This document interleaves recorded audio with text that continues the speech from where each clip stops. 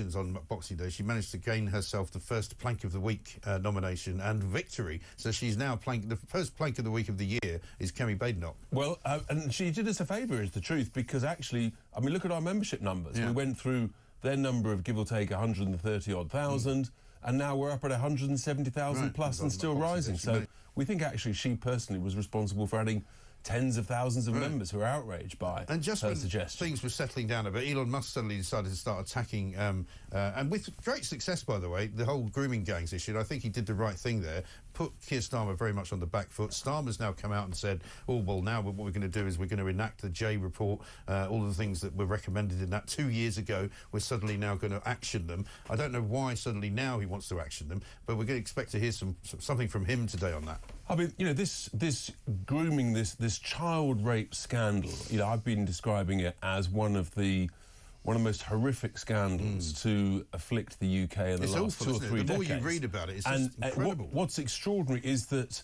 it sort of hits the news and then disappears.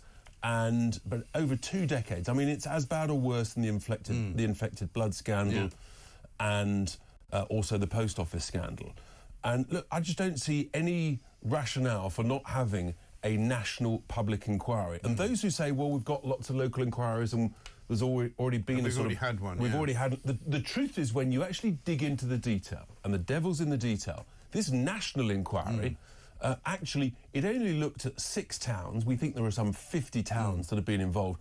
And of those 6 towns, none of them were the towns about which we've already heard about. Yeah. The Telfords, the Oldhams, the Rochdales, the Rotherhams of this world. So actually, the existing inquiry, frankly, was very limited and doesn't go anywhere near far enough. And what Mr. Musk and others, and we've been saying, and we're calling for a public inquiry, is that we're concerned about who knew what when, who genuinely covered something up and didn't. And I think it's pretty extraordinary. And I can reveal exclusively on this show, having talked about this yesterday morning, I was contacted yesterday evening by email by a councillor who shall currently remain nameless from Oldham, slightly warning me off, saying, nothing to see here, don't worry. Oh, really? Yeah.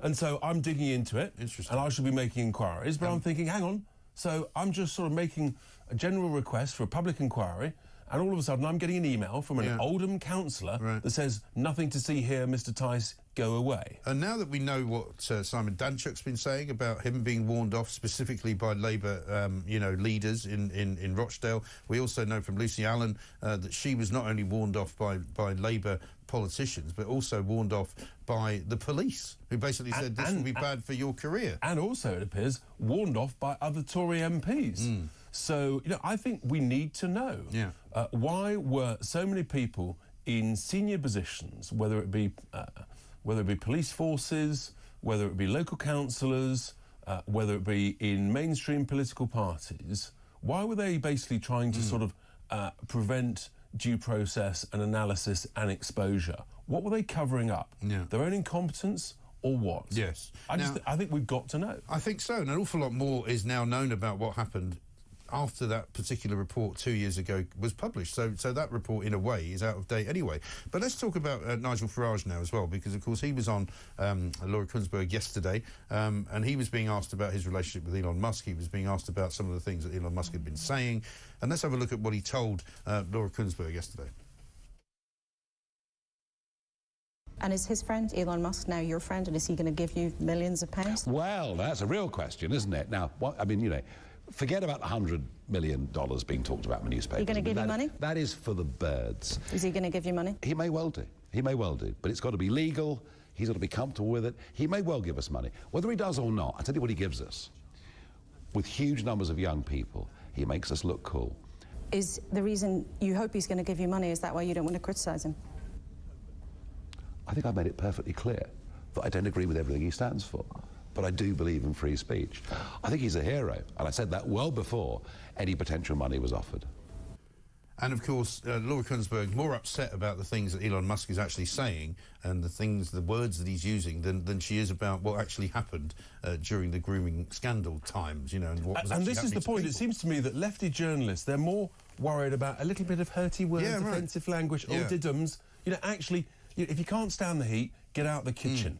it can be a pretty tough old world out there. Yeah. But what we want is action, and I think that's what voters want. They want things to be sorted out, managed properly. They don't want things to be covered up, like on this child rape scandal. Kicked into the long grass. Yeah. They want it sorted. That's why when I've been calling for a public inquiry, I say, let's have a prompt, rapid inquiry that covers everything. And, you heard from Nigel there, look, and that's the joy. I mean, wouldn't life be boring if we all always agreed with each other? Yeah. And you can be friends with someone, but you can disagree with them. Well, you can be. And he said later on in the interview, he said, well, I'm going to be going to the inauguration on the 20th of January, and I'll be having a conversation with Elon Musk and about a great many things, which would probably, presumably include the fact that, endorsing Tommy Robinson and asking for him to be released from prison is probably not what we would want you to be doing. I mean, I'm like Nigel, I'm a big Musk fan. I use his products. I think they're amazing. And he's got serious investments in the UK. So he's every right to be interested in the growth of the UK economy, how it performs, and the cost of doing business here. But what Nigel demonstrated in his reply to Mr Musk's tweet yesterday, I think in the afternoon... Well, because that was the other thing. For those people who have been under a rock for the last 24 hours, shortly after Nigel's appearance on the BBC, Elon Musk sent a tweet out in which he said that Nigel Farage doesn't got what it takes, he needs to be replaced as leader of reform, which must have taken even Nigel Farage by surprise. Well, the first thing you check is that, it's for real. It's actually him, yeah. Because in the world of AI, you have to double-check anything. But look, the reality is, Nigel needs to be the next Prime Minister of this country. He has total, unequivocal support of all of us. And, Mr Musk, he's entitled to his opinion. That's the joy. I mean, in a sense, my response was, thank God for free speech. Yeah. We can agree, on some things, we can disagree on others. But here's the real point. What Nigel has shown and what we've shown is we are people of conviction and principle. And we are not for sale to anyone. And that is the key point. And that's why I think we're going up in the polls. That's why our membership is soaring, because people realise we've been around the block a few times. We know what makes businesses work. We know what needs to be done to make the country work. And we've got real, genuine conviction and principle. I think people like that. Yeah, I mean, certainly from the reaction we're getting this morning from our audience, many of whom would have voted reform in the last election, they're saying that Nigel's done the right thing. Elon Musk is all very well, but he's not necessarily the man that should be dictating policy to anybody, whether it's Keir Starmer or Nigel Farage. But I mean, is Nigel a bit disappointed? Because, I mean, it's not what you expect to hear from a friend, particularly if it's something that comes out of the blue in public. I mean, it's not as if he called him and said, but in a sense, screwing this up. One should expect that from Mr Musk, because he's surprised throughout his whole career, from his very first most successful investment to what he's achieved with Tesla. Everyone said it couldn't be done. He did it. Everybody said it couldn't be done to make Twitter and then call it X, to make that work. He did it. Everyone said he couldn't make it work with SpaceX. He did it. So he always surprises, and so you shouldn't be surprised when he surprises you. Right. That's the reality. But will Nigel be worried about what he might be saying to Donald Trump, though, perhaps? Look, I think at the end of the day, the President-elect is a man of his own mind, and again, he surprises people, but he and Nigel have got a very strong relationship. Nigel's been incredibly loyal and worked very closely with the President-elect, and the most important thing, actually, is that hopefully that will bear fruit in terms of, with the discussions over trade deals, over tariffs. Looking forward this year, that's going to be very significant. The fact that, thankfully, we're outside the EU, so that if Mr. President Trump puts tariffs on EU goods, then hopefully, through the good offices of Nigel, then the United Kingdom can avoid that. That's all to be discussed and negotiated going forwards. But, Nigel's made that offer to the Labour government, saying, look, in the national interest, if you want me to help, I'm happy to. Right. But Starmer, of course, has not gone down that road, has he? Because he's too busy reworking the NHS. I'm in the spirit of the New Year optimism, Mike.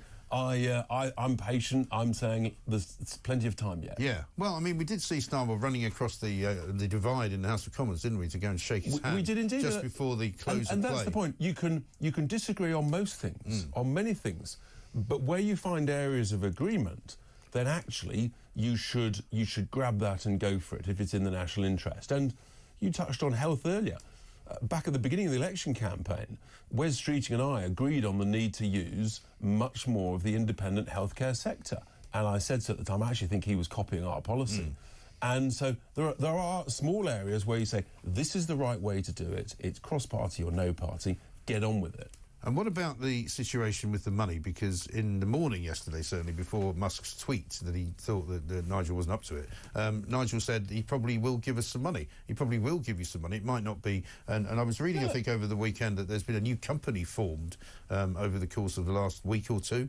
The honest answer is in the headquarters of X in London, some kind of new AI company has been set up, which could be a vehicle for donating. Well, the great thing is we've got tens of thousands of members joining every month, so very generously money comes in through memberships. I've still got 20 quid or so in the back pocket, so we'll be all right. Don't worry about that. Good to know that you're not scrimping and saving in the early days of the new year. Look, if people want to donate and are legally able to donate, and they've got business interests here, then that's great. But fundamentally, we want people to help us and support us who agree with our values, agree with our principles. But we're not selling out to anybody. We stick with it. We go for it. We know what needs to be done to save this country and to make it grow again. So if Musk does have some money for you, you're not going to turn it down? I think obviously that would be for discussion in the future. But at the end of the day, there's no strings attached to anything. We know what needs to be done, and we're saying to the British people, give us the opportunity to do it. The first opportunity will be council elections this May, although many fewer than was previously anticipated, because it looks like many councils are going to be essentially postponing their elections. Right. It's funny that, isn't it? Funny that. Maybe they're worried about our growth and success, do you think? It seems rather anti-democratic, doesn't it, to suddenly say we've decided to reorganise all of these local boroughs and local councils and district councils. Well, what's interesting, it seems that the decision to do that in most of these counties is actually a Conservative-led council decision. Yeah. So you're thinking, what are they running scared of? Right. Well, one can only imagine.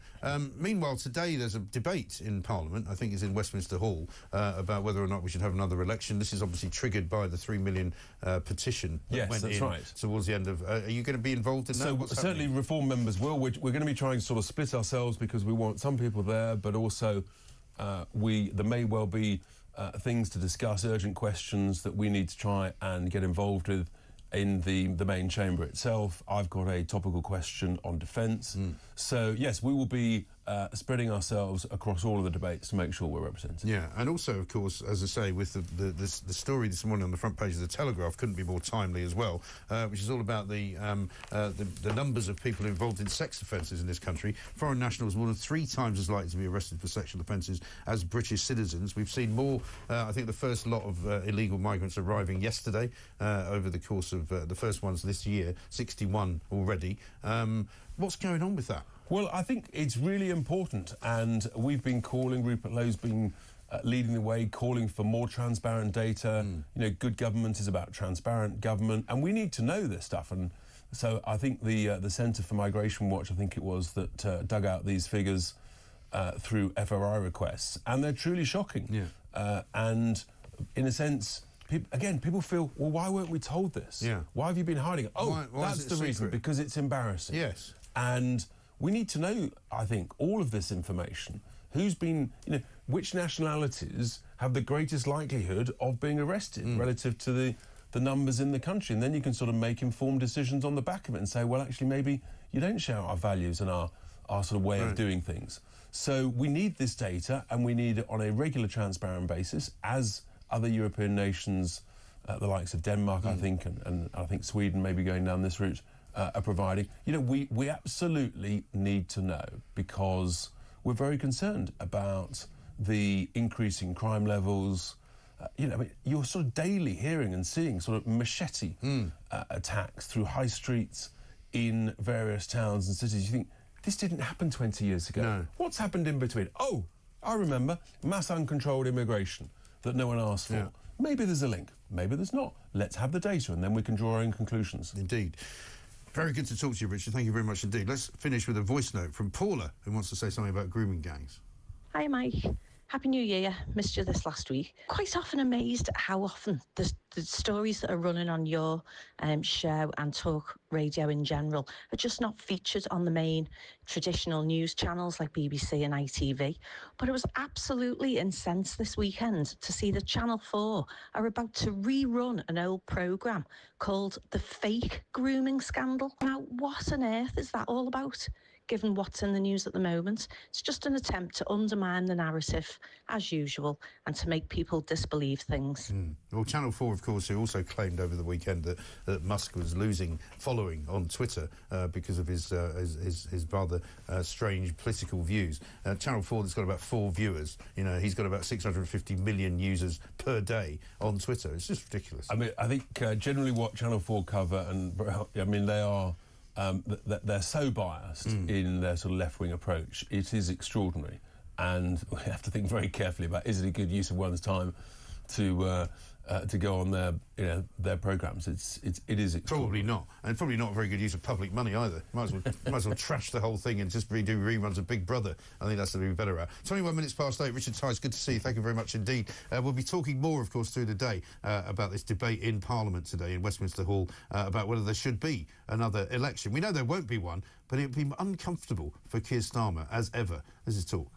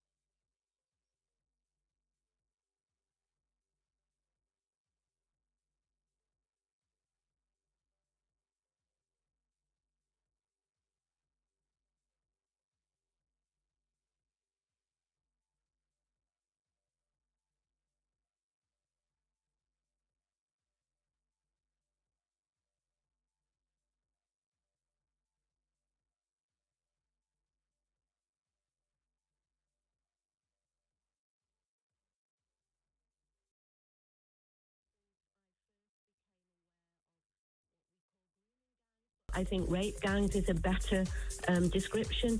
In 2005, when I first learned about this horrific crime and how it has destroyed thousands and thousands of children's lives, I was horrified that nothing was being done. I worked on a case that was closed down by Greater Manchester Police, the official reason being because they would not put resources in. And I couldn't believe what I was hearing.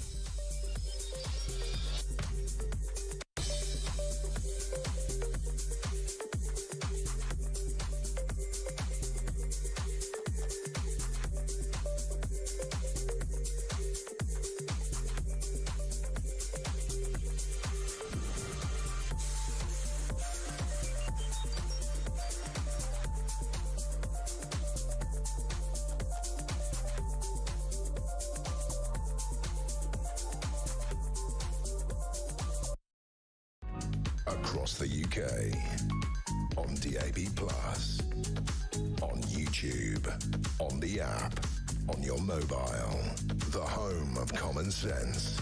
This is Talk.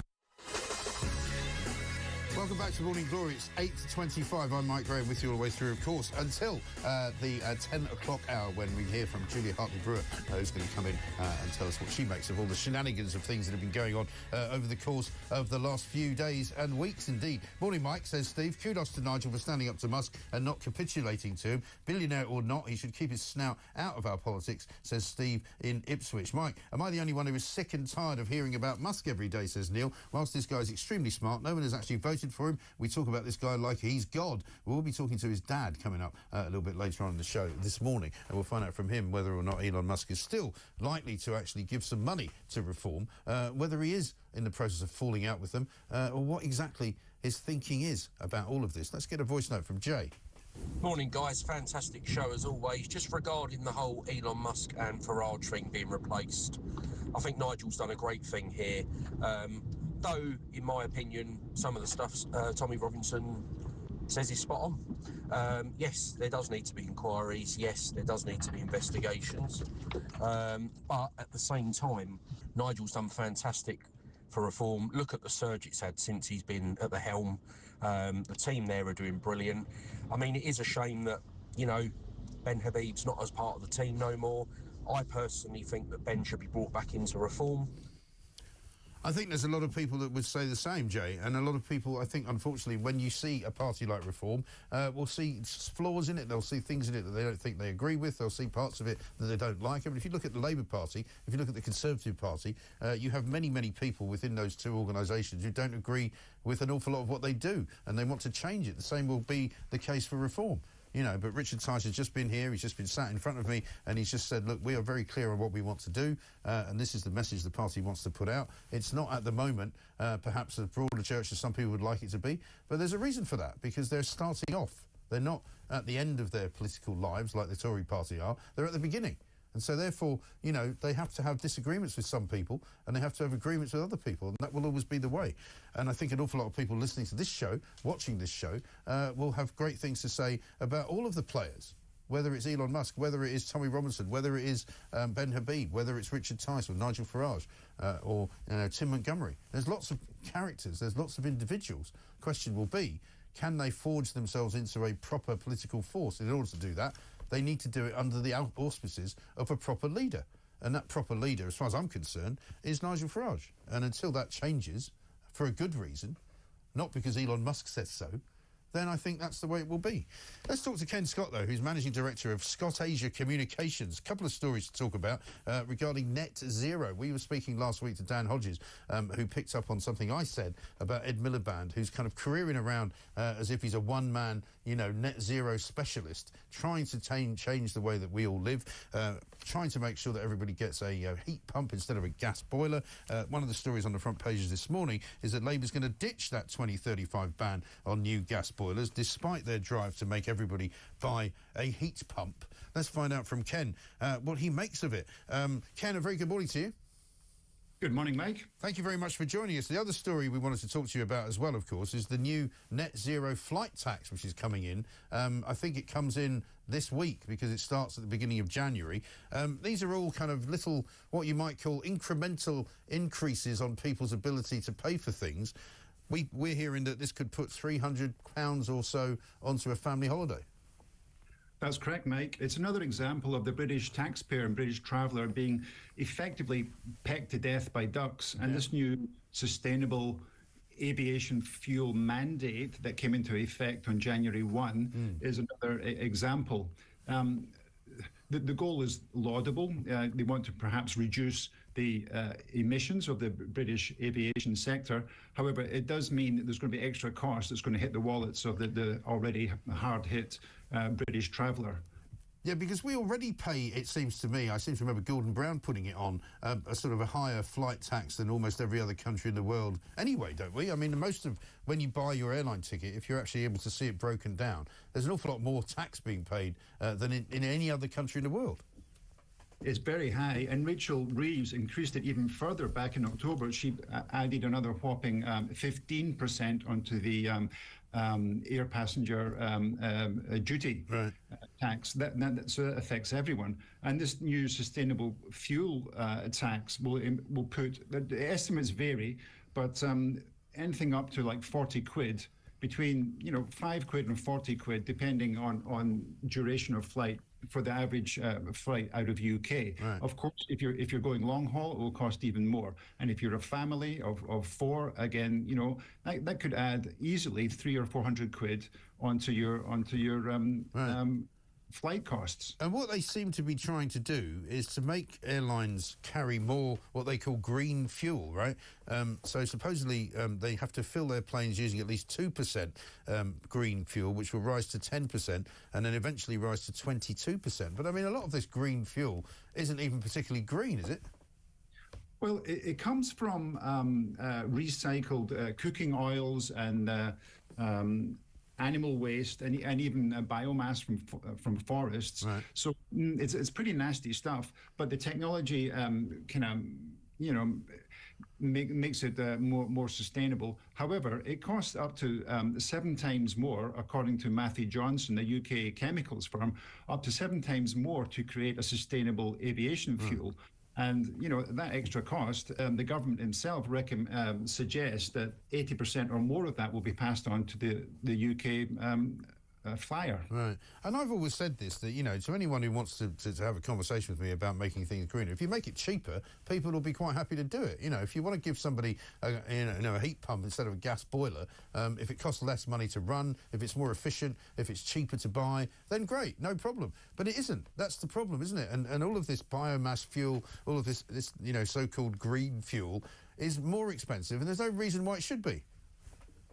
Well, that's correct. It's another example, due to the net zero fanaticism, of we're putting the cart in front of the horse. The technology is just not ready yet and scalable to be put into place. Whether you're talking electric vehicles and recharging stations, you're talking about heat pumps, or you're talking about aviation fuel, sustainable aviation fuel, they have the technology, but it's not affordable and it's not scalable. I mean, remember back in the old days, we moved from horsepower to steam engines, and then from steam engines to the internal combustion engine. At each of those wonderful steps of progress, they weren't created by governments interfering and putting in taxes and incentives. These happened naturally because the technology was ready and scalable. But we're just not ready yet with affordable and scalable technology to realise the net zero revolution. Well, this is it. And I mean, it's called civilization, isn't it? I mean, that move that you've just described from walking to getting on a horse and cart to finally driving around in a Ferrari, that's called progress as far as I'm concerned. It's not something that we should be running away from and trying to go backwards with. Indeed.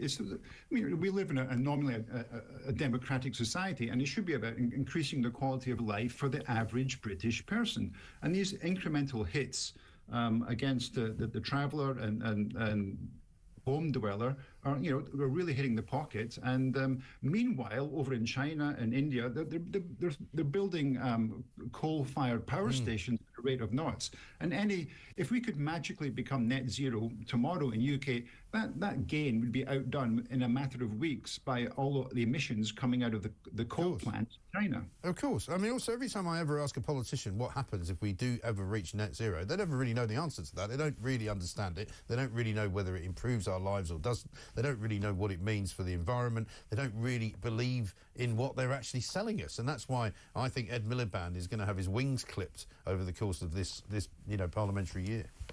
I think you're right. I think Ed Miliband is on very thin ice, and if Keir Starmer has got some nous about him, he will perhaps move Ed Miliband on to a new assignment. There have to be a face-saving operation and some backpedaling, but give him another nice job. But it will probably put back the net zero targets because it's completely unviable on current technology basis. Yeah, I think you're absolutely right. Ken, good to talk to you. Thanks very much indeed. Ken Scott, Managing Director of Scott Asia Communications, a specialist working within the travel industry worldwide. He says that net zero is a bad idea. Well, we know that, and more people are saying it as well. I think maybe they should give Ed Miliband the job of running London Zoo. Perhaps that would suit him better. 0344 499 1000. Let's get a voice note from Phil. Good morning, Mike. Phil from Hertfordshire. Mike, regarding Nigel Farage and Elon Musk, I think the opposite. I think Nigel has shown how strong and powerful he is by not buckling to the likes of Elon Musk, because there will be many politicians that will cozy up to him, especially when he's made the promises that he has made. I think that is the stuff of a very strong, focused leader. I couldn't agree more, Phil. I think you're absolutely right. Tony says this: Nigel Farage should not accept any money from Elon Musk. He thinks he can buy Reform UK. No chance.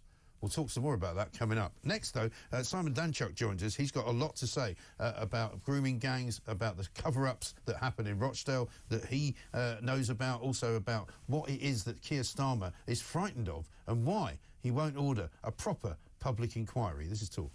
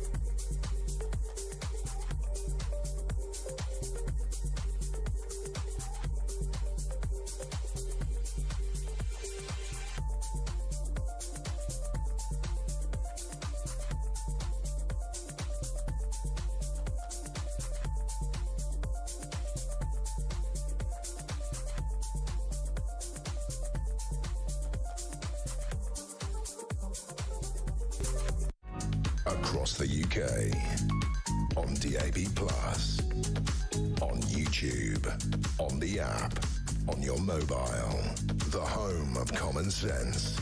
This is Talk.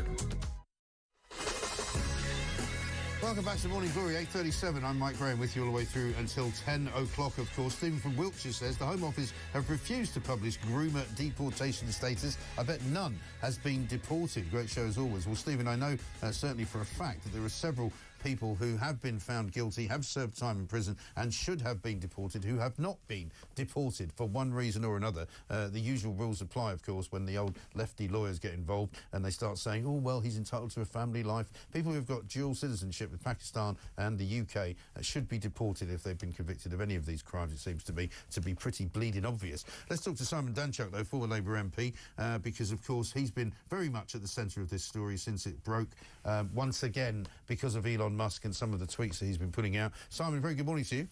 Good morning, mate. Thanks very much for joining us.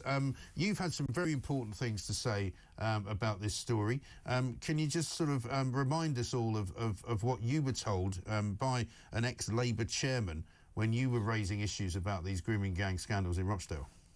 Yeah, absolutely. So to provide a little bit of context, I was the MP for Rochdale from 2010 to 2017, a Labour MP. The Rochdale rape gang scandal occurred and came to trial in May 2012. It was completely new to me. I wasn't from Rochdale, but I quickly got my head around it and realised that ethnicity, culture, religion was a key part of why these people, these perpetrators, were abusing these girls. And I said that It wasn't long after that the local MP from next door, Jim Dobbin, came up to me and said, listen, you know, perhaps you don't want to mention ethnicity, it won't do us any favours politically. More concerning was that Tony Lloyd, just outside the chamber in Parliament, came up to me before Prime Minister's questions, and he said, listen, I don't think ethnicity is an issue in this. I don't think we should be mentioning it because it'll cost us votes.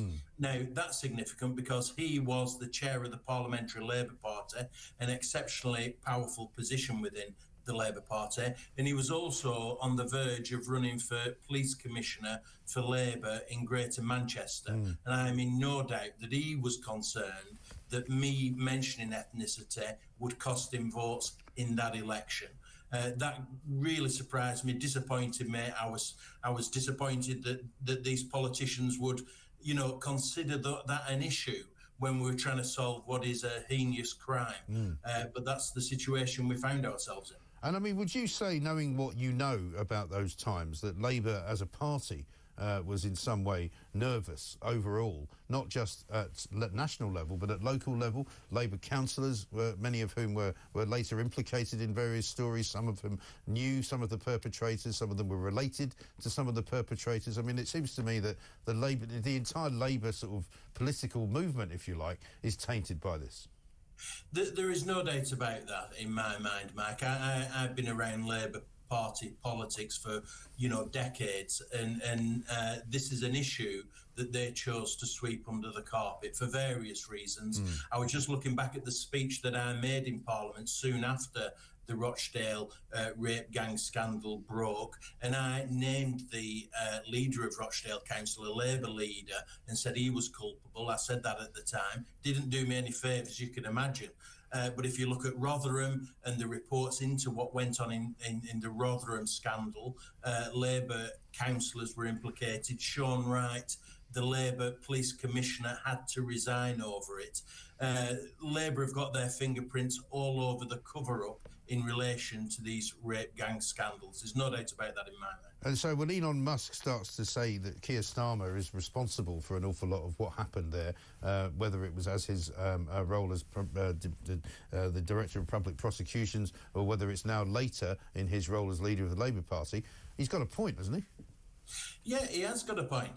There's a reason why Labour are trying to close down this idea of a national inquiry, why Jess Phillips, the Home Office Minister, doesn't want this to happen.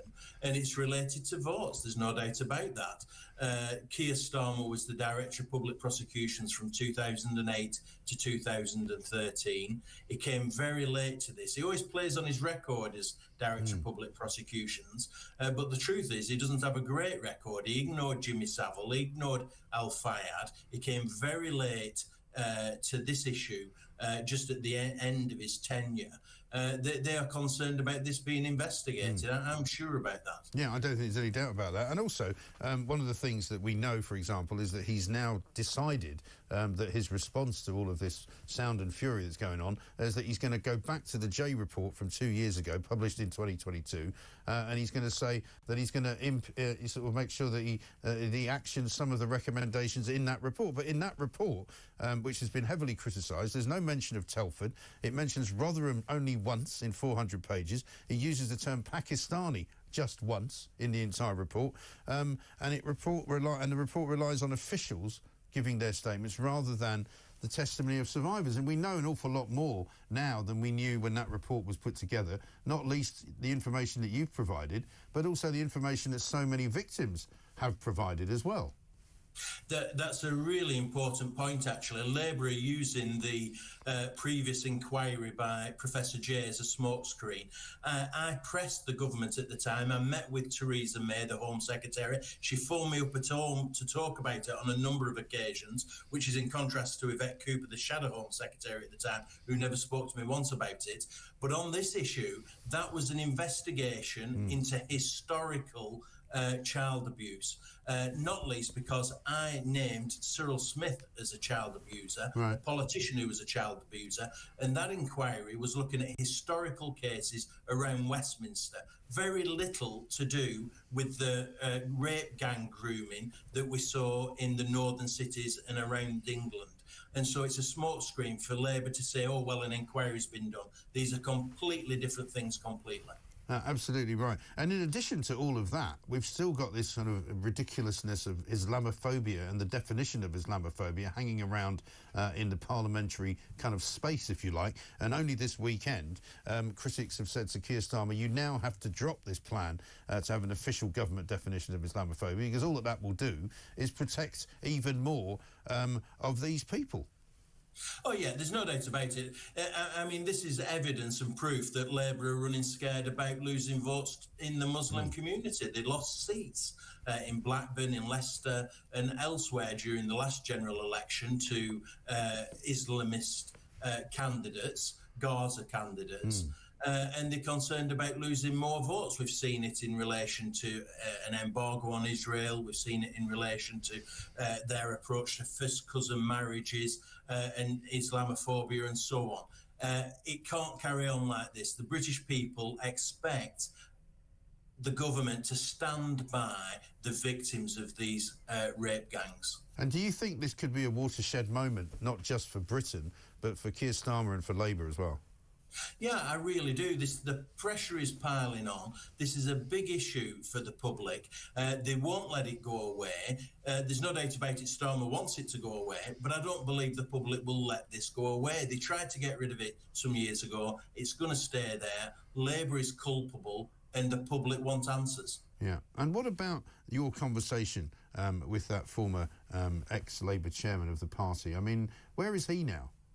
Well, he passed away, but it's interesting that once I'd been sidelined by the party because I was a critic of Corbyn and because I've been raising... Jess Phillips doesn't come out of this very well at all. She had an opportunity. She's an Home Office minister. It's all good and well when she was in opposition criticising the previous government. When she has the power to do something in relation to these victims, she chooses not to. And many people will conclude that that's because she's being challenged very heavily in her community, in her constituency, by Muslim voters to do differently. Yeah, absolutely. Simon, good to talk to you. Thank you very much indeed. Simon Danchuk there, former Labour MP for Rochdale, giving us the lowdown on what he knows and what he knew at the time and why Labour is right in the middle of a scandal here, because they have been covering this up for decades, and we know that. And now Keir Starmer doesn't want to open up that particular box of worms again. He doesn't want to see it. He doesn't want to have anything to do with it. He wants it all to go away. He's going to try and enact the recommendations of a 2-year-old report, which wasn't even considered to be a proper report into what happened. And that is an absolute crime, as far as I'm concerned. Let's get a voice note from Tony. Morning, Mike. Great show as usual. I think Farage is right to politely tell Elon no to Tommy Robinson. It's taken time for reform to establish itself as not a far-right party, but the People's Party. Robinson would damage the momentum, and changing leaders would start the familiar pattern of chaos that we already see in other parties. Being the richest man does not qualify you to be the wisest. Very well said, Tony. Being the richest man does not qualify you to be the wisest. Very wise words indeed. How about this from Ant, who says, morning, Mike. I think reform should at least consider accepting money from Elon. The far left can't seriously call it anything along the lines of corruption, when as it is Labour accept money from the trade unions, the same unions which strangle the UK taxpayer and go on strike whenever there's a Conservative government. Plus, another way I look at it, Elon is the right's version of Bill Gates. Well, except as some people have pointed out, he hasn't always been on the right, has he? He gave money to Hillary Clinton. He's given money to Joe Biden. He's campaigned for the Democrats in various different times.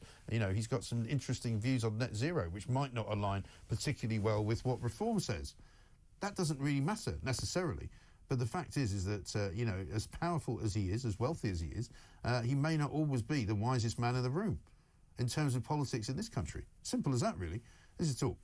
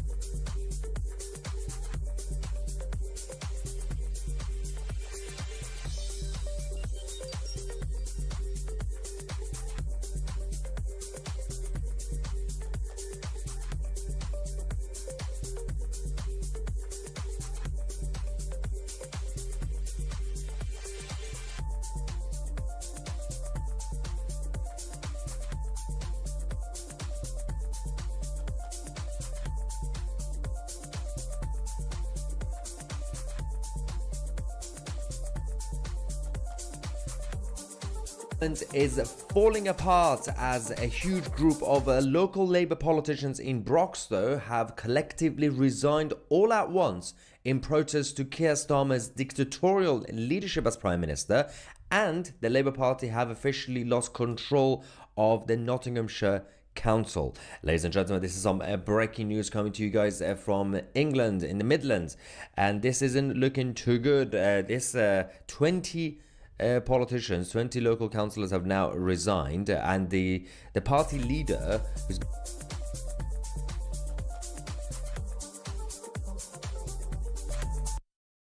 people out of hospital and treat them in the community where that's appropriate, getting rid of some of the pointless outpatient appointments that people don't need. So there are a wide range of reforms we're putting in place, as well as the investment to deliver the shorter waiting times and higher patient satisfaction that we had under the last Labour government that's been squandered in the last 14 years. Now, you mentioned about the offering patients more choice. I believe that they could be offered anything up to 5 hospitals to choose from. How feasible is that?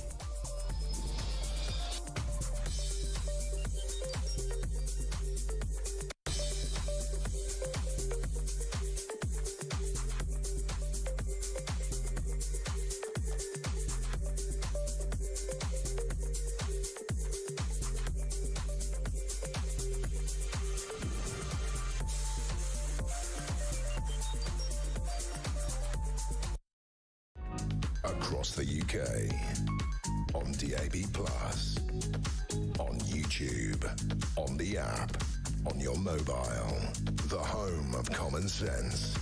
This is Talk. Welcome back to Morning Glory, 8:52. I'm Mike Graham with you all the way through until 10 o'clock. We're almost in the final hour of the show already. I don't know how we got here. This is the home of common sense. This is the year of common sense, of course, as well. Let's get a voice note from Dave on the Grooming Gang. Morning, Mike. Dave at Manchester. Happy New Year. Just to underline the comments of that lady that's just been on, I was only sat watching the TV last night and watching the promotion of that fake grooming gangs documentary, what's coming on, and I thought, look at the timing on this. Starting to understand the politics of broadcasting a little bit more. Keep it up, Mike. The good fight. Happy New Year. Dave, thank you very much indeed. We're going to talk to Vanessa Frake, former prison governor, in a moment about some latest news from the headquarters of what can only be described as the antithesis to common sense, which is, of course, the Labour Party. They've decided they want to have a new rule on some prisoners. They want to have more prisons, open prisons, for more offenders to go into. It's a bit like making more appointments on the NHS by cancelling a load of other appointments. But before we talk to Vanessa, what about this, right? The front page of The Sun this morning, a great exclusive, outrage at balmy advice. The headline says, long Brahms of the law. Basically, there's some people that live near Abbey Road Studios in North London, a place called St John's Wood, which is a rather nice area. They live just across the road from it, but the trouble is junkies appear to have sort of taken over the street in which they live. They've smashed car windows. They've even threatened to shoot and chop up one particular resident who complained that they were there making a nuisance of themselves, basically taking drugs, robbing people, doing all kinds of ghastly antisocial behaviour at all hours of the day and night. They went to the police, this family, and they said that they were being terrorised by drug-crazed gangs. And you know what they were told by the police? Not to take the law into your own hands, not to come down to the station to make a statement, not to point out exactly where these people are. No, none of that. The best thing to do, they said, is to play classical music to them.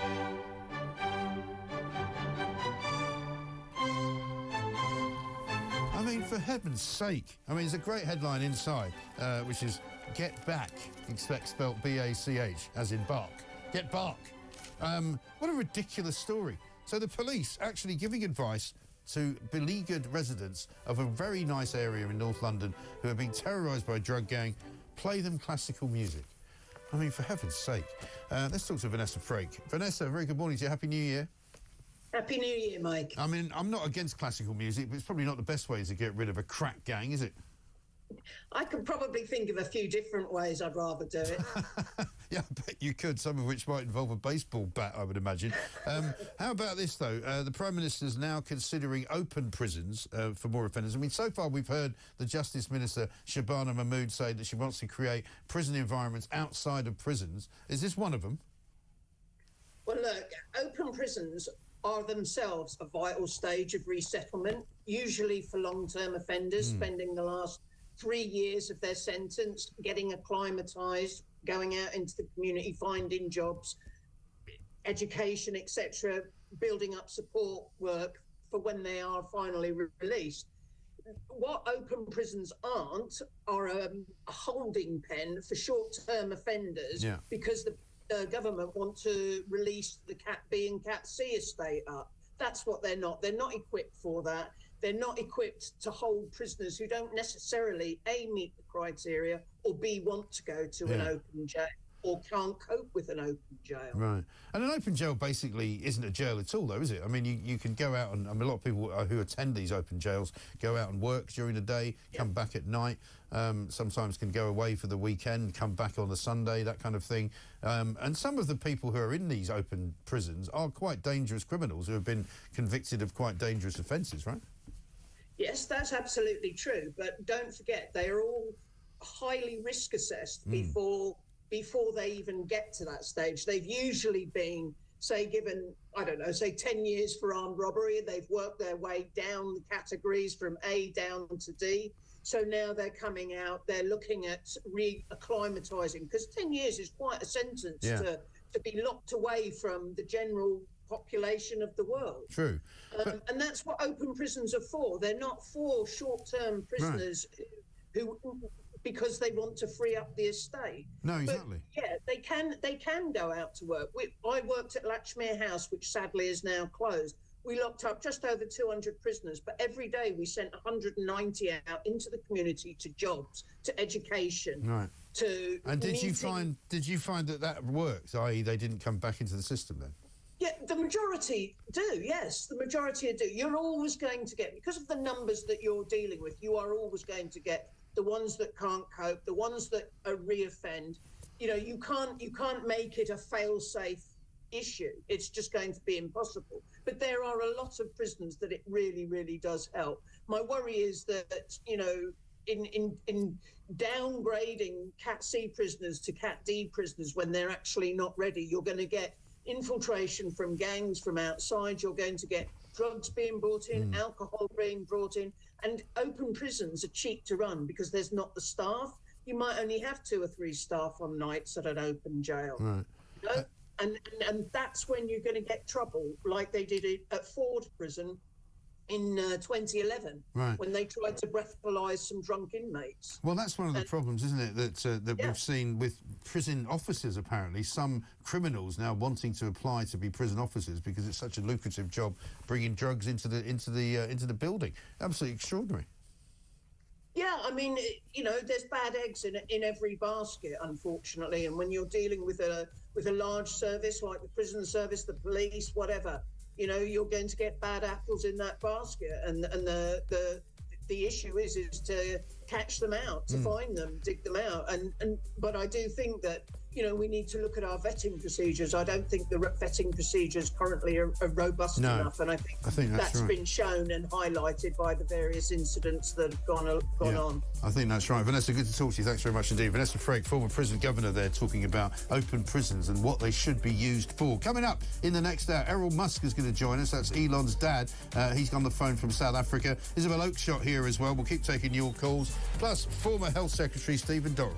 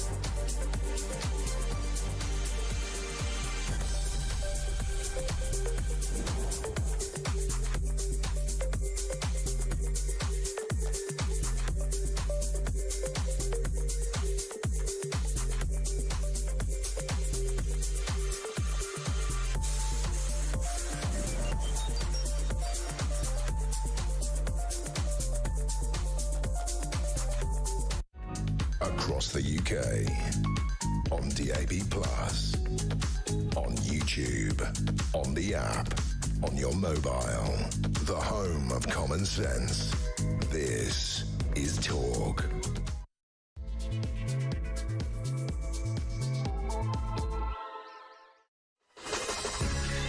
Welcome back to Morning Glory. 2 minutes past 9. I'm Mike Graham with you all the way through until 10 o'clock. We are, of course, the world headquarters of Common Sense, and this is going to be the year of Common Sense. We've got Nigel Farage talking today about all manner of things. Of course, there's a debate in Parliament this morning, or this afternoon, I should say, about whether Keir Starmer should hold an election. He's under an awful lot of pressure, not least from Elon Musk over on the other side of the Atlantic, who's calling for him to be put in jail as a result of what he didn't do about the grooming gang scandal. Elon Musk, of course, has been having his own little tete-a-tete with Nigel Farage over the international airwaves on X. And, of course, we'll be talking to Errol Musk, Elon's father, very shortly coming up in this hour to find out what exactly will be the end result of what appears to be a bit of a rift between Reform and Elon Musk. We shall see. Also, coming up today, we're going to be talking about the final day of the Archbishop of Canterbury's tenure. Justin Welby, or Justin Wokeby, as we like to say, is spending his final day as he steps down over failures in handling his own sex abuse scandal. My question is, why on earth should he be allowed to maintain a seat in the House of Lords if he's no longer the Archbishop of Canterbury? I would say kick him out and say, no thanks, good riddance, you're not welcome. You're no longer the Archbishop of Canterbury. You don't get to sit in the House of Lords and get paid £350 a day just for turning up. Thank you very much indeed. Meanwhile, we've got Sir Keir Starmer, as I say, already under pressure over grooming gangs from Elon Musk, launching his new plan for the NHS, which is basically no plan at all. He's going to be revamping something that's already there.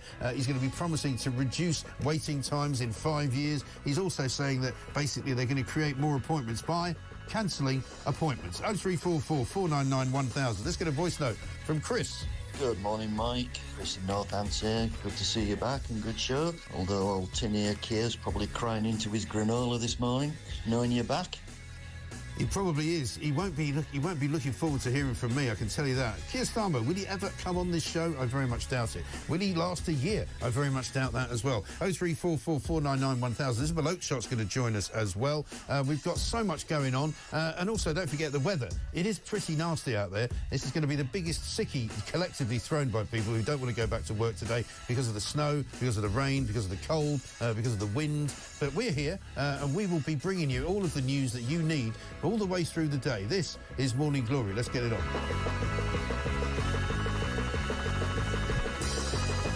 Now, just before Donald Trump takes over in the United States of America, the inauguration, of course, coming up in a little under 2 weeks' time, basically, or just about 2 weeks' time, I should say. Let's remind ourselves of who the current leader of the free world is.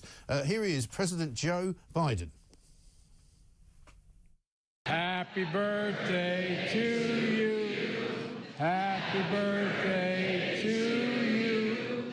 Happy birthday to you. Happy birthday to you. All right. I'm sorry. Happy birthday, dear. I mean, we've all been it. We've all done it. We've forgotten the name of the person. But, you know, you are the president, mate. Come on. Do a little bit of research. I do ask one of your aides to just whisper it in your ear. For heaven's sake. Let's talk to Errol Musk, Elon Musk's father. Errol, very good morning to you. Thanks for joining us. Thank you. And have a very happy new year to you as well, if I may say. Your son is, as ever, dominating the headlines this morning. He's on the front pages of all the newspapers here again because of his rift or his row with Nigel Farage, basically saying he doesn't think Nigel Farage should be the leader of Reform. He's not up to it, he says. Why do you think he thinks that? Well, you know, I also think that. I said on one of your television stations last week that I don't think Farage is strong enough to be, you know, to lead the UK. I feel that he talks sense, but he does not project strength to me. And subsequently, I heard that my son has, you know, sort of agreed with me.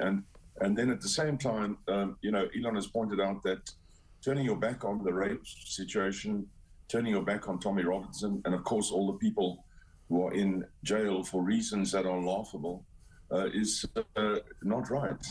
And so, yeah, you need a better, you need somebody stronger there you definitely need a strong man in England. Yes, I think that's true. But he hasn't turned his back on the people who are in jail. He hasn't turned his back on the rape gangs. He's calling for actually a national inquiry into that, which at the moment the government is refusing to do.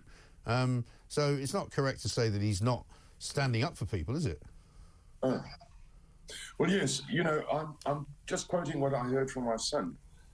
I do think that maybe my son means he should be doing more. I'm not 100% sure. In fact, you know, he should really be doing a lot more about this. So, you know, I stand by what I said last week. I don't believe that Farage is strong enough for this position. We need to find somebody else. The difficulty, I suppose, Errol, for a lot of people who are members of Reform and who voted for Reform have been communicating with me this morning, and many of them are saying that Nigel Farage is actually showing strength by standing up to your son, Elon, because he's basically saying, look, you know, we are running the party the way we want to run it. We've got ourselves to the place where we have got to, which is to have 5 MPs, where before they had none. They're building a party up from the bottom, basically, and he is the leader, and he's the man who the people who vote for Reform want to lead the party. And so, at the moment, there isn't really an alternative. Well, you know, yes, I agree with what you're saying, and I would be very happy to see Nigel, you know, sort of improve, you know, or show a bit of strength. I mean, you know, it's England after all. We give people second chances in England. So, you know, the honest truth is I'd like to see Nigel step forward. I mean, in many ways, when a person is criticised, it doesn't really mean that's the end of the show. Right. It means, you know, can you buck up a bit, you know? Yes. Can also mean that. So, you know, I think he's a very pleasant person. And as I sit here now, I would say he would make an incredible minister of any department or of any ministry. And he'd been an incredible wingman. I'm just feeling from my point of view, from my experience, that he doesn't project enough strength at the moment. And perhaps this call from Elon will change things. Yes. Well, so I think a lot, as I say. As I say, he's a very likable man. Yeah, as I say, a lot of people now are saying that yes, he has shown strength now because he stood up to Elon, because Elon obviously might be in a position to pay a lot of money to Reform. He might donate, he may wish to donate a lot of money to Reform. Do you think he would still do that, despite what he said about Nigel? Yes, absolutely. You know, no question about that. But, you know, if he's allowed to, Elon is still a private citizen at this time. On the 20th, if he's brought into the cabinet, you know, of America, he will be obviously have to do what he's told by President Trump, you know. And so I can't see President Trump disagreeing with any help that Elon gave. And if it's wrong from England's point of view, then it could be a loan. It doesn't have to be a gift. Can loan him money, and just as I've done and perhaps you've done, we've often had to loan money to get things done. So yeah, I don't see any problem with that at all. No problem. And also, we understand. It's really a case of stepping up, because one of the things that's really important is that you've got a man who really did step up as ordinary bred or lowly bred or whatever it is, or born he is, whatever you may think in England of Tommy Robinson. He's a rather nice person, and he's sitting in jail for his beliefs and for his work for the British people, which is so important. And he's sitting there, and what's being done about it? Nothing. I mean, well, that's not. And the spurious reason that he was put in for. Yeah, but the reason, Errol, his reason that he was put in because he didn't attend a court appearance. I mean, that's laughable, you know. I mean, that's totally laughable. Well, I mean, the fact is that he had an opportunity to not be in contempt of court. He chose to be in contempt of court, and that's why he's in prison. So he's in there really because of his own actions, Errol. No. Yes, he is. No, he's not in prison. No. He's in prison for contempt of court. I've committed contempt of court. All you do is you get a warning. You get your...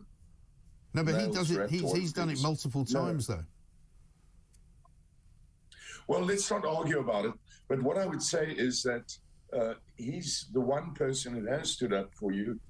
He is the one person in England who has shown that he's a man.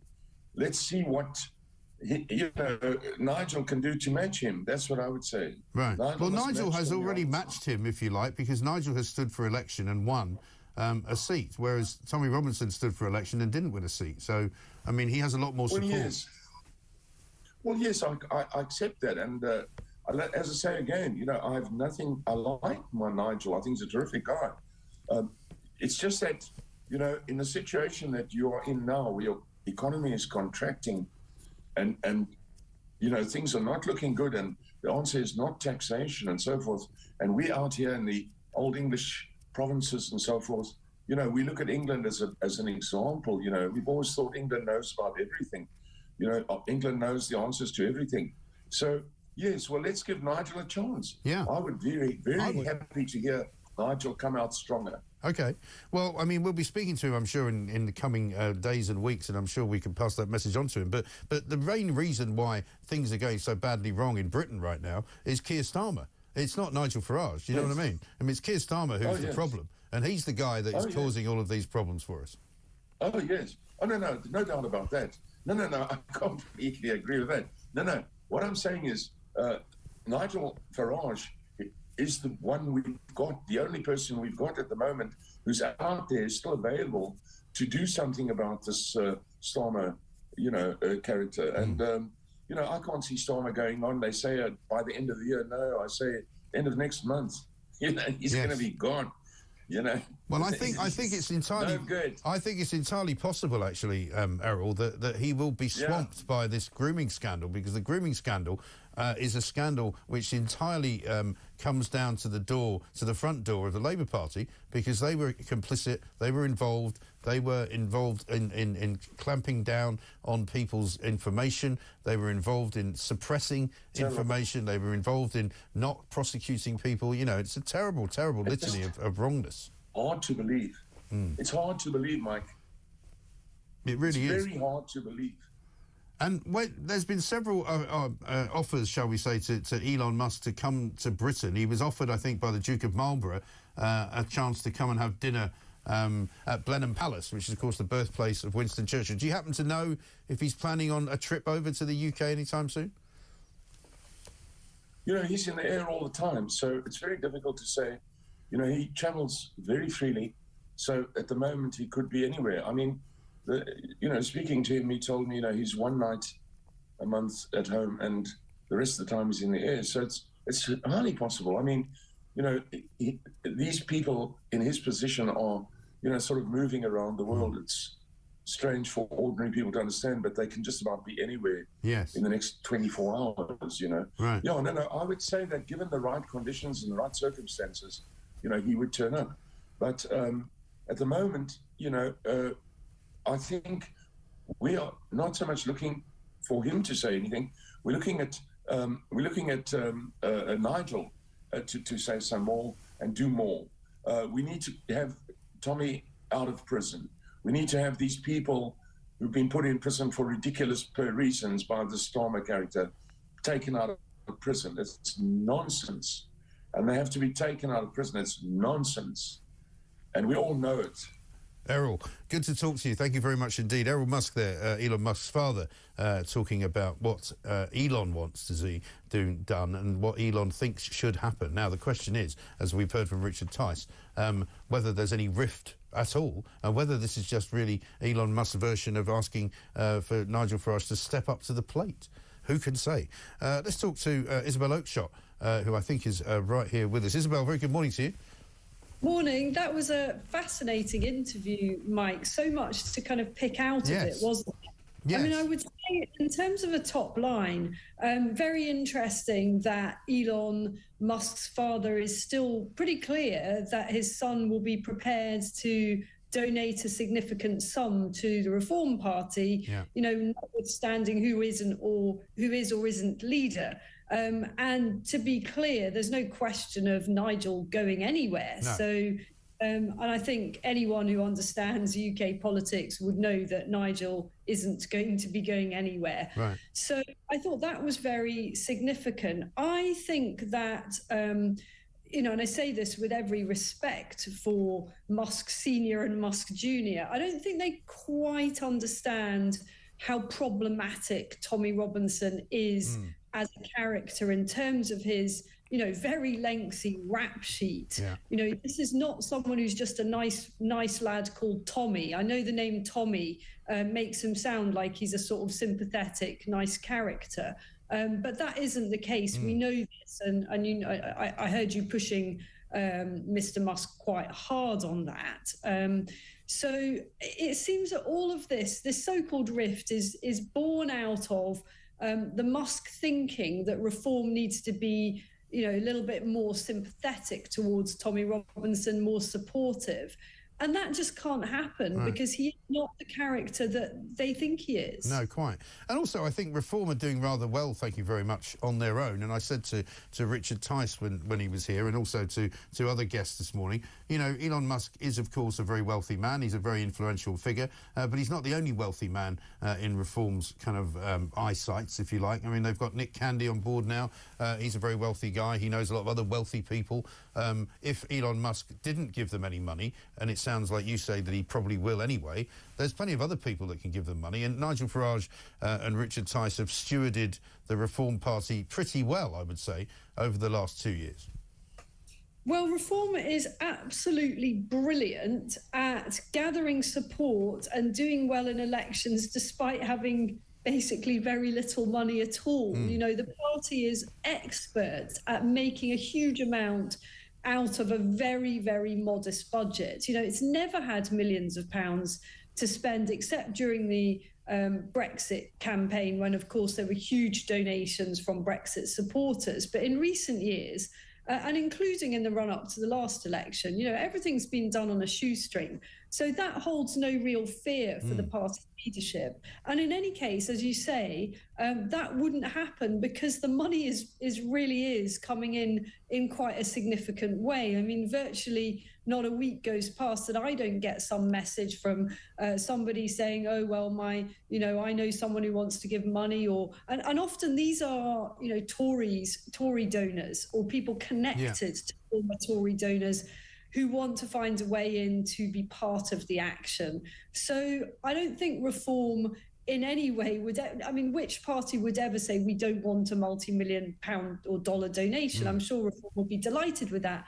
But it's not as if that's mission critical. No, exactly right. And the slow and steady growth of the party is also important. And I've certainly said this throughout the course of the show this morning. The reaction from our audience and from most of the people that I would know here who vote Reform, who listen to this show and to watch talk, are all very much in support of what Nigel's done. And they've actually said it makes him look like a stronger leader, actually, to not kowtow to what Elon Musk is saying and to say, look, thanks very much indeed. We're still friends, but, I don't agree with you.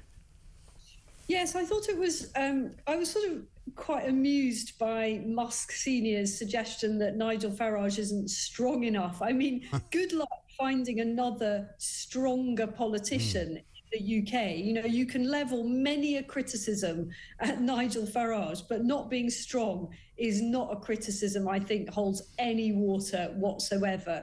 To get where he is with all the brickbats, almost literally, that have been hurled at him, takes tremendous strength. And I think that you're right. I was very curious to see what would the headlines look like in today's papers, across the board. Who's going to, of course, the left are going to make absolute merry with this criticism from the world's richest man. But in fact, the coverage is quite positive in many outlets. In fact, this is Farage showing that he does have what it takes to lead a serious opposition party potentially into government.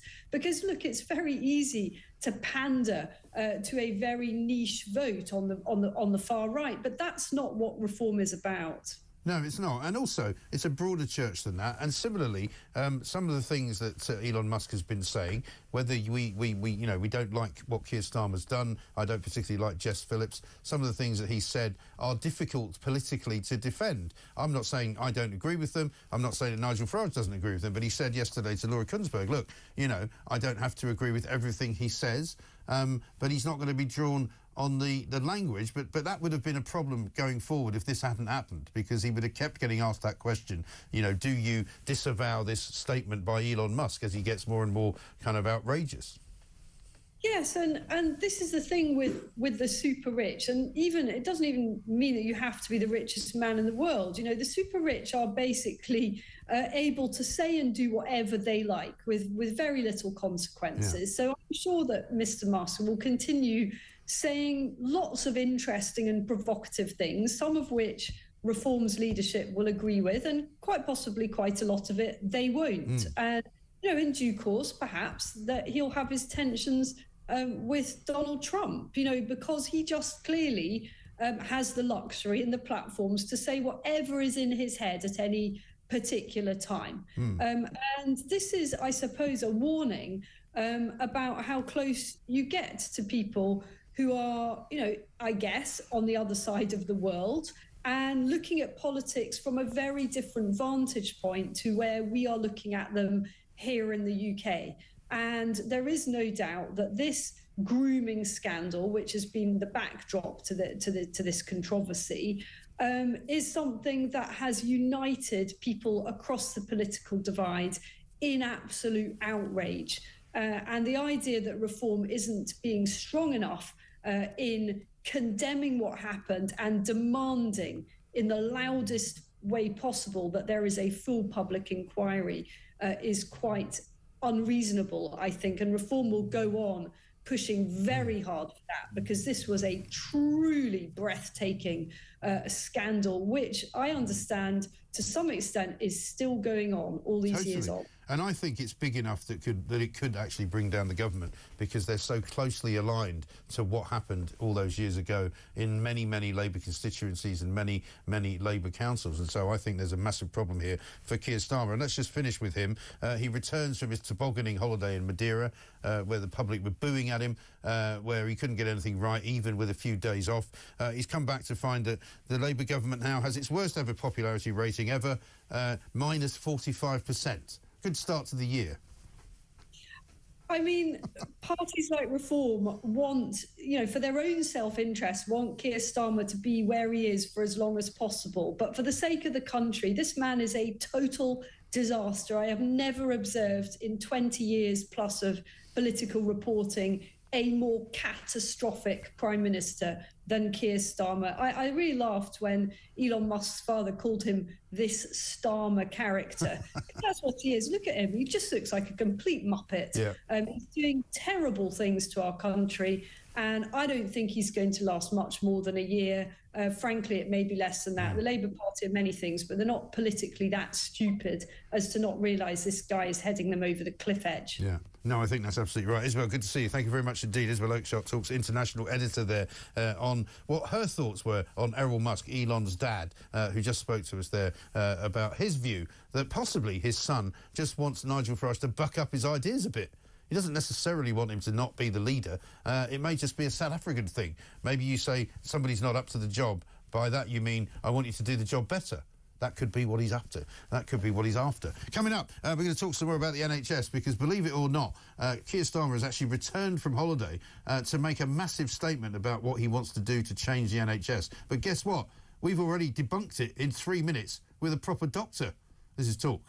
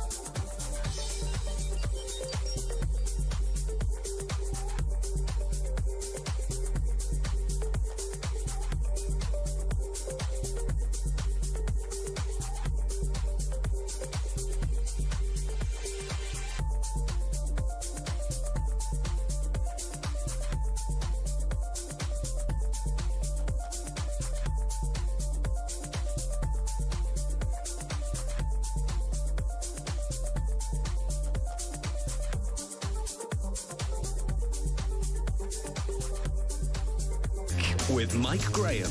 Good evening and welcome to Plank of the Week. I'm Mike Graham and this, of course, is Talk. I think he was shocked. You could see the genuine shock. I was like that. Sees the boats coming in. Right, let's have the women and children first. He went, oh, just you lads, is it? Yeah. He's been allowed to develop into this huge sort of problem for the BBC. Yeah. He'd love it, wouldn't he? He would love it. That's why we're not doing it. That's why we're not doing it. So it's Saturday night and you lucky people have got 4 of Talk's mightiest personalities in one room. I mean, what could go right? Me, Jeremy Kyle, Michael Graham, Julia, I'm Not Grumpy Tonight, Hartley Brewer and Kev O'Sullivan. Have you seen this? Yeah. What are you thinking? Jules is smiling. I think they've made us all look a lot better than we actually look. There is I know what to ask for next time I go to the hairdresser. I'd like to talk about Jez's nipples on his... You got nipples? Oh, yeah. Yeah. Yeah, you've got nipples. I didn't think you had nipples. Across the UK, on DAB+, on YouTube, on the app, on your mobile, the home of common sense. This is Talk.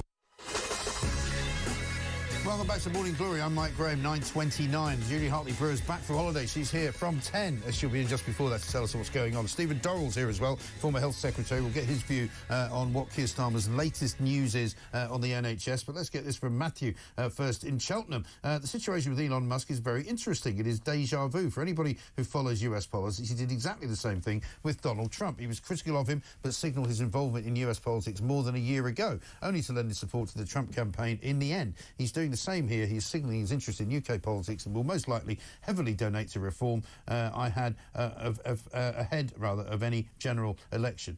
He says, great to have you back. Yeah, and Jeff says, hey, I love that you've got a hotline to Elon's dad. Vote Errol. Yeah, well, we talk to him from time to time here at Talk. We also talk to Stephen Dorrell from time to time, former Health Secretary. Stephen, very good morning to you. Happy New Year. Thank you, too. Same to you, Mike. Nice to see you.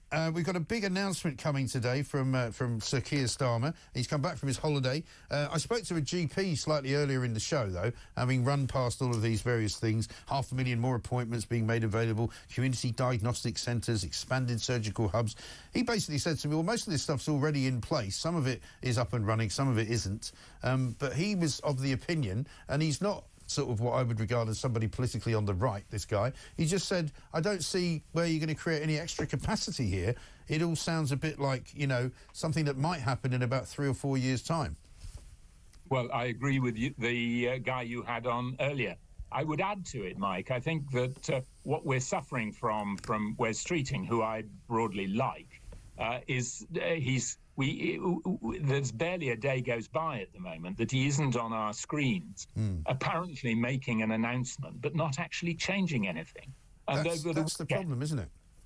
Over the weekend, he was on the screen saying that we were going to have yet another inquiry into social care that isn't going to report until 2028. Now, you can't deal with the health and social care system on the basis that you deal with social care on Saturday and delay it, and then say we've got a plan on Monday to deal with waiting lists. And incidentally, to the announced figures published this morning showing that ambulance waits in the part of the country that I'm speaking to you from, in the West Midlands, ambulance waits, 1/3 of all ambulances appearing at a West Midlands hospital in the month of December had to wait for more than an hour to discharge their patients. Now, this is a system that isn't working, and you can't address it piecemeal. You have to think about it in a joined-up way. Of course. And, I mean, one story this morning that I read says that more than 1,000 patients a day in England are suffering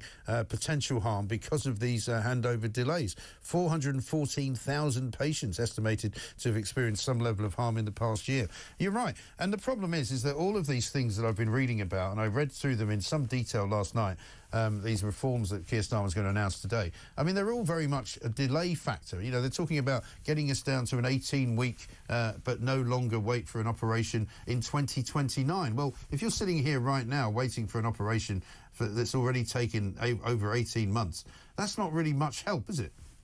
No, I agree. The critique is not that what they're trying to do is wrong. I agree with the diagnostic centres. I agree with simplifying the care pathways. All of these things are important, but relatively detailed changes that do need to be made. Yeah. And incidentally, as your doctor said earlier, this program was initiated by the last government and maybe even by the one before. What we haven't had from this government, we're now more than 6 months in, is a joined-up plan that sets out a set of objectives, not just for waiting lists on one day and social care on another, but for the health and social care system as a whole, and tells us how they're going to address the difficult problems that reveals. Yes, and that is the problem. I mean, talk of, as well, doing away with unnecessary appointments. Well, if they're unnecessary, why are they in the system in the first place?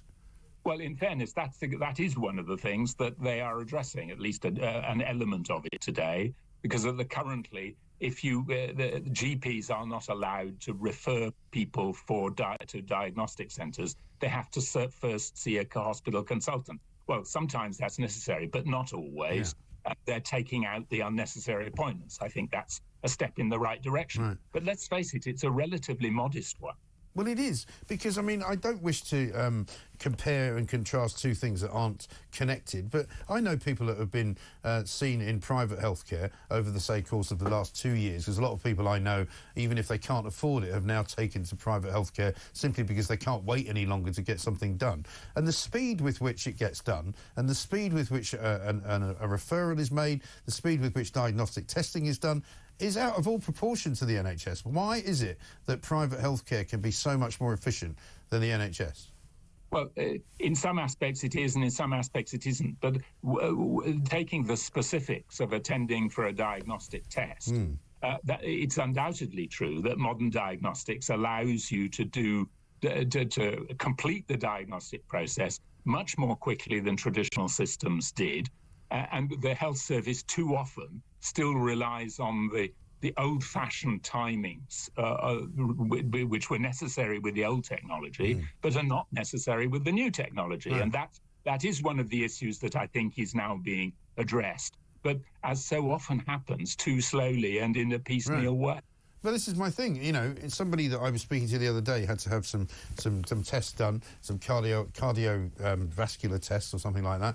They went to a private clinic. The reference was made. The booking was made. I think within 2 weeks they had the tests, and another day later they had the results. Similarly, if you try and do that with the NHS, they'll be booking you in for some time in October. Well, probably not October, to be fair, but not in an acceptably timely way. And I guess what I'm saying to you, Stephen, is that surely that's a matter of efficiency. It's not just a matter of scale. It's a matter of efficiency. Well, it's a matter, and it's something. The health secretary, I've been there. I've sat behind the desk. I've got the T-shirt. You can't plan hospital appointment system from the Secretary of State's office. Right. What you have to have is systems in place in hospitals that deliver the detailed changes that are necessary to patient pathways, is the jargon. So the plan, the way in which a patient with a particular condition is dealt with by the system. That's something that where NHS pathways have not kept up to date with the opportunities that exist because of modern technology to make them simpler and most importantly, from the patient's point of view, quicker and cleaner. Yes, exactly right. I mean, we saw a story just last week from a study that was done of the amounts of money being spent in the NHS. £1.1 billion extra has gone in the last 10 years on NHS managers. You know, while at the same time, over 1,000 GPs have disappeared from the system and there's not enough money to hire any new ones. So there's clearly an issue, isn't there, about the way the money is spent and the way the management is arranged. Well, in any large organisation, we're talking here about 10%. I call it a large organisation, I'm wrong. It's a set of organisations. It's 10% of everything that happens in the UK economy. So unsurprisingly, there are bits of it that work better than other bits. Yeah. What we're not good at is taking the bits that work well and insisting that the rest of the system matches those breakthroughs.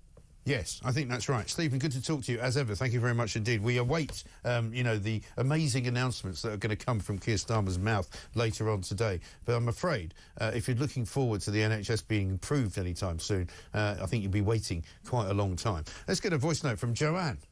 Morning, Mike. Joan from Norfolk. So Nigel has been around for, as we all know, decades and has been vilified, cancelled, tried to be undermined by the mainstream media, by politics, by politicians, etc., and yet he's still here. Whilst I think he could have dealt with a Tommy Robinson situation in a different way, I think ultimately when you live in a country where the vile crimes that have taken place over the last 10, 15, 20 years of the systematic and rape and torture, arguably, of these young girls has been swept under the carpet for fear of being cancelled if people speak up, then you really understand the sort of fight we're in at the moment. Keep up the good work, Mike. Joanne, thank you very much indeed. Quite right too. Nigel Farage is a fighter, he is a leader, he is a man that knows what strength is all about, and he knows what adversity is all about as well. And I think he's the right man to lead reform right now. I don't see any other possible plan that could change that. 0344 499 1000 is the number. Let's not get bogged down in Musk, says Bruce. Should they fall out now, it saves it further down the line when he's donated a gazillion pounds and thinks he's got a say in the party's direction. Interesting point. We'll have more of that for you throughout the course of the day here at Talk. Julie Hartley-Brewer's here coming up just before 10 o'clock. Coming next, we're going to talk to Susan Hall from the London Assembly, because guess what? London is the slowest city in Europe for traffic.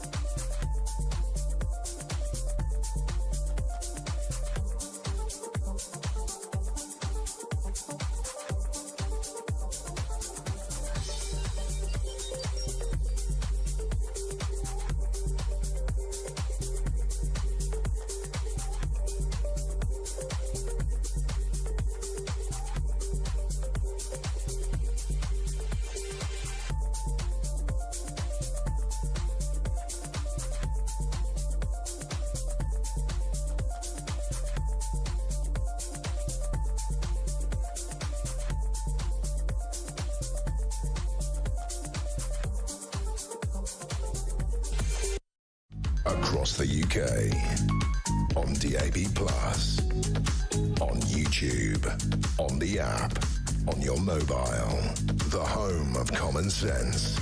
This is Talk. Welcome back to Morning Glory, 9:42. I'm Mike Graham with you all the way through until, of course, 10 o'clock when Julie Hartley-Brewer will be taking over. Lisa in Brum says, Elon knows Nigel can take the criticism on the chin. Nigel isn't a snowflake, and Elon knows this. And Matt in Swindon says, morning, Mike, doing a great job as usual. Elon Musk, top bloke in my opinion, but does reform need his money to succeed? I think not. And I think a lot of people are taking that view now. But let's talk to Susan Hall, good friend of the show, London Assembly member, former Conservative London mayoral candidate, of course. Susan, very good morning to you. Happy New Year. Hello, Mike. Same to you too. Long time no see. Listen, I'm pleased to say that we can award yet another gong to Sir Sadiq Khan. I promised I wouldn't call him that, because he's now reached yet another milestone of making London's roads more congested than any other city in Europe. Well done, Sadiq, I say.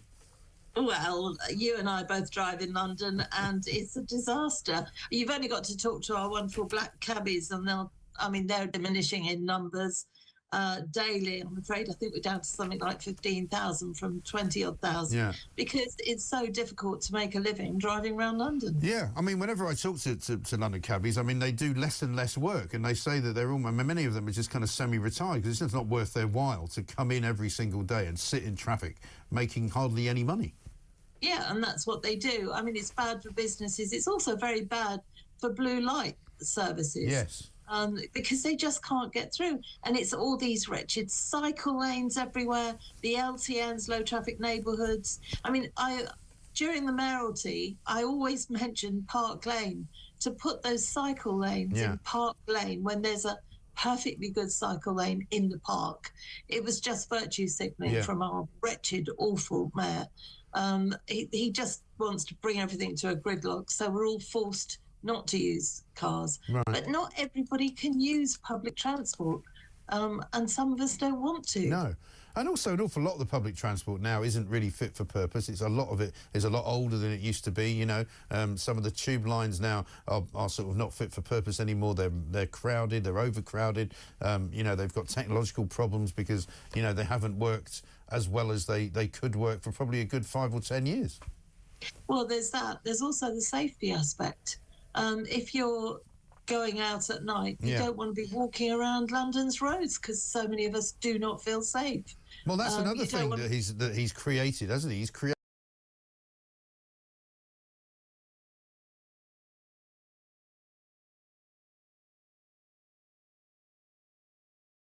London as a much more dangerous city. I mean, the Labour Party talk all the time about safeguarding women and girls. Well, try telling that to women and girls that live in London. Well, exactly so. He's not putting any particular effort into that.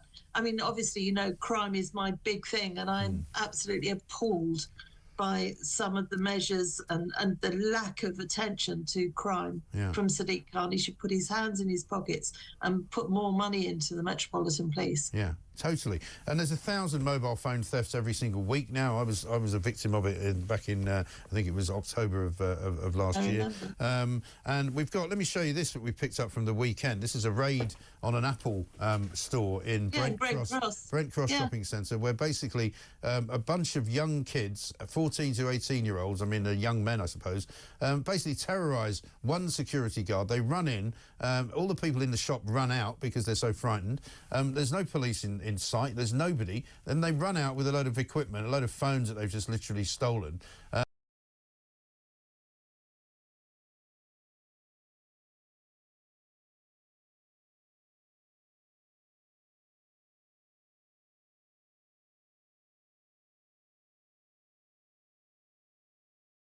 And they run off into the rest of the shopping centre. Luckily, I think some of them have been arrested, but not all of them. But, you know, people are being terrorised when they're going shopping, for heaven's sake. Well, yes. Can you imagine if you were... I mean, I know it well because I don't live that far from Brent Cross. Can you imagine if you were in there with a couple of young children? Yeah. You're just browsing around. You'd be terrified. And you could see at the end of the clip that the security guard is coming out. But, I mean, in fairness, what can one security guard do against a whole mob that run in like this? Well, that's it. I mean, you see him he stops one of them from going in, but the rest of them just pile in behind him. You know, there's nothing you can do. That's right. And the poor staff in there, who are very, very helpful and very good. And they're so vigilant, the staff. They're watching those tables the whole time, but of course it's lawless London thanks to Sadiq Khan. Yeah, it really does feel like that. And I mean, you and I have been talking about this for a long time, many years, but it does feel to me, and I don't like to say this because I love London, it's our capital city, it's a great place for so many reasons, but it feels like it's much more lawless now than it's ever been.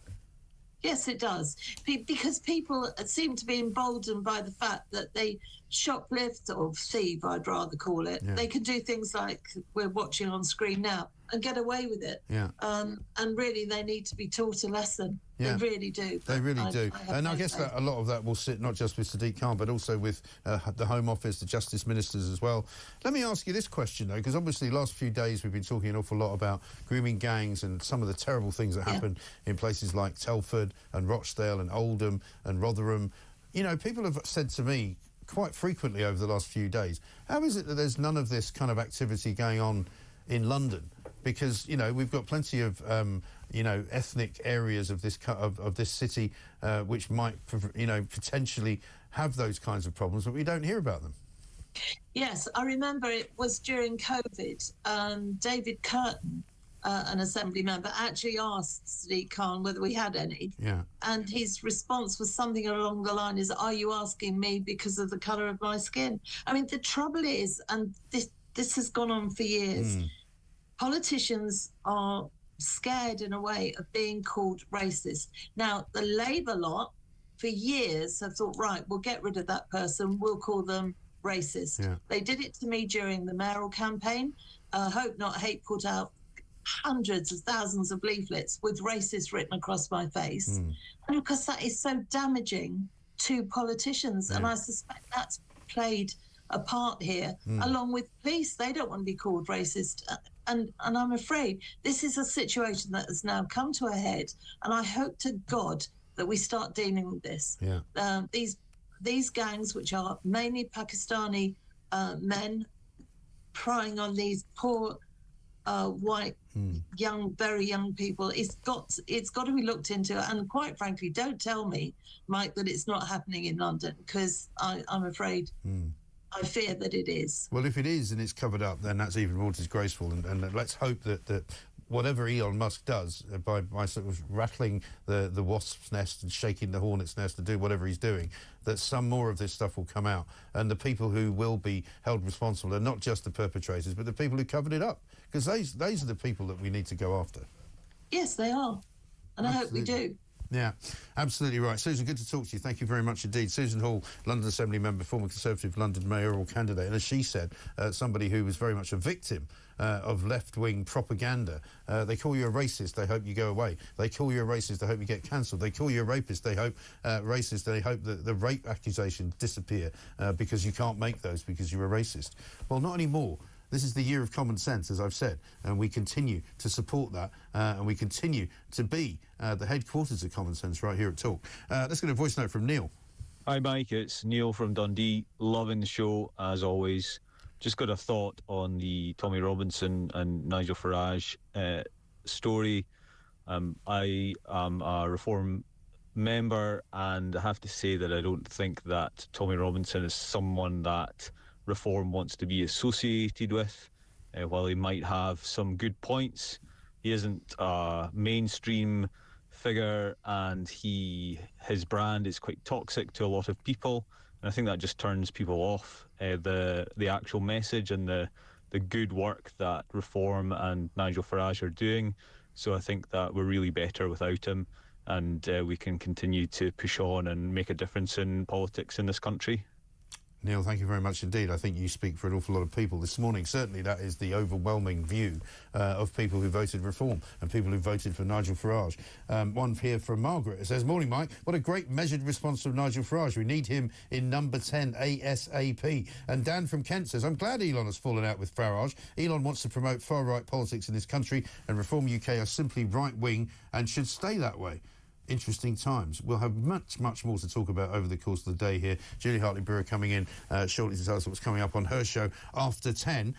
Coming up, we'll take more of your calls, we'll take more of your views, we'll hear more of your voice notes, of course, as well. This is Morning Glory.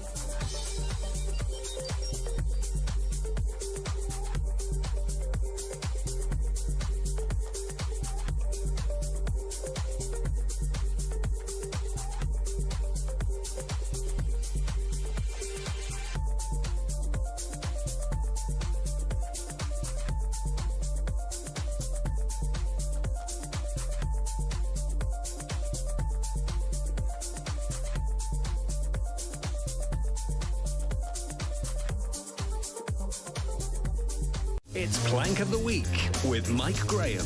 Good evening and welcome to Plank of the Week. I'm Mike Graham and this, of course, is Talk. I think he was shocked. You could see the genuine shock. I was like that. Sees the boats coming in. Right, let's have the women and children first. He went, oh, just you lads, is it? Yeah.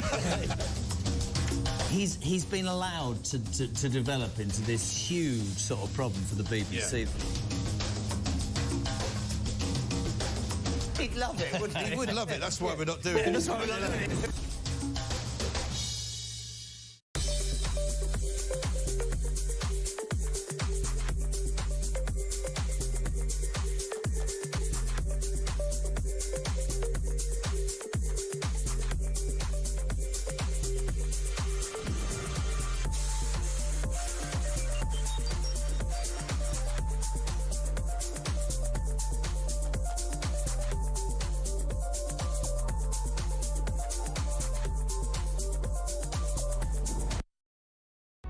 Across the UK, on DAB+, on YouTube, on the app, on your mobile, the home of common sense. This is Talk. Welcome back to Morning Glory, 5 minutes to 10. We've been here nearly 4 hours, believe it or not. Ladies and gentlemen, 4 glorious hours of Morning Glory. Every single weekday morning we'll be here from 6 a.m. And if you can do that too, that would be marvellous. Some pretty bad weather coming our way over the course of the next week or so. So if you haven't got your winter fuel allowance as a pensioner because it's been taken off you by Rachel Thieves and Sir Keir Starlin, then have my permission, and with my permission, please do put the heating on and don't let yourselves get cold. And if somebody comes for you and you say you can't afford to pay the bill, just don't pay it. Simple as that. This is what Richard Tice told me a little bit earlier on today about Elon Musk's tweet calling for a new leader of reform. One should expect that from Mr. Musk because he surprised throughout his whole career, from his very first most successful investment to achieved with Tesla. Everyone said it couldn't be done. He did it. Everybody said it couldn't be done to make Twitter and then call it X to make that work. He did it. Everyone said he couldn't make it work with SpaceX. He did it. So he always surprises, and so you shouldn't be surprised when he surprises you. Right. That's the reality. Will Nigel be worried about what he might be saying to Donald Trump, though, perhaps? Look, I think at the end of the day, the president-elect is a man of his own mind. And again, he surprises people, but he and Nigel have got a very strong relationship. Nigel's been incredibly loyal. The most important thing, actually, is that hopefully that will bear fruit in terms of, with the discussions over trade deals, over tariffs. Looking forward this year, that's going to be very significant. The fact that, thankfully, we're outside the EU. And what about the situation with the money? Because in the morning yesterday, certainly before Musk's tweet that he thought that Nigel wasn't up to it, Nigel said he probably will give us some money. He probably will give you some money. It might not be. And I was reading, I think, over the weekend that there's been a new company formed over the course of the last week or two. The honest answer is in the headquarters of X in London, some kind of new AI company has been set up, which could be a vehicle for donating. Well, the great thing is we've got tens of thousands of members joining every month, so very generously money comes in through memberships. I've still got 20 quid or so in the back pocket, so it will be all right. Don't worry about that. Good to know that you're not scrimping and saving in the early days of the new year. Look, if people want to donate and are legally able to donate, and they've got business interests here, then that's great. But fundamentally, we want people to help us and support us who agree with our values, agree with our principles. But we're not selling out to anybody. We stick with it. We go for it. We know what needs to be done to save this country and to make it grow again. So if Musk does have some money for you, you're not going to turn it down? I think obviously that would be for discussion in the future. But at the end of the day, there's no strings attached to anything. We know what needs to be done, and we're saying to the British people, give us the opportunity to do it. Well, so Richard Tice there, taking the view, as I think most people who have been watching, Elon Musk is Elon Musk, If he wants to give them some money, they'll take it, but, he's not in the business of appointing leaders of political parties in Britain. Julia Hartley-Brewer's here. Welcome back. Very good morning. Very good morning. Nice to see you. Happy New Year. Great to see you. Happy New Year. It feels a bit weird healthy. saying that after this day. Healthy. No, I've got exactly the same cough and lurgy I had before I went away. Everybody's had it. The whole of Britain. I know. The whole of Britain's had it for about 3 or 4 weeks, I think, one way or another. It's a bit boring, isn't it? I know. And I came back and did a show last week. I couldn't speak. But, you know, I mean, right bonus, now, the figures go up. bonus, they did, funnily enough, yeah. Just took a load of calls. You come back to another sort of firestorm. Keir Starmer, even more unpopular than he was before you went away. I didn't realise. All those pieces, you know, end-of-year pieces, New-Year pieces, the doom and gloom, I mean, whether it's from, you know, businesses, whether it's from individuals, but people working even in the public sector. I thought they were the ones who were supposed to be happy. Even they're all miserable. Even the announcement today on the NHS coming very soon. There's nothing to it. It's just sort of, only 6% fewer people are going to be waiting 4 months. Yeah. Plus I know. 4 months to see a consultant. When they've got suspected cancer.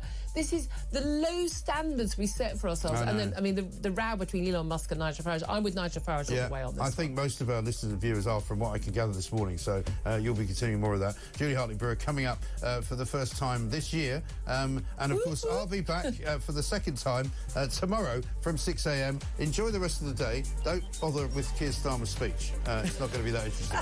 See you tomorrow.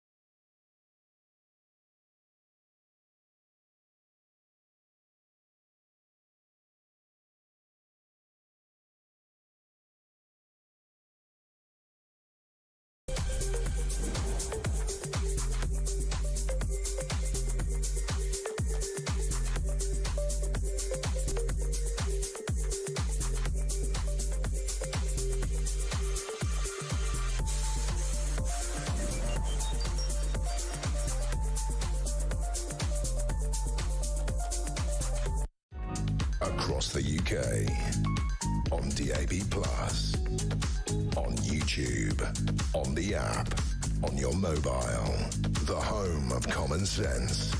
This is Talk.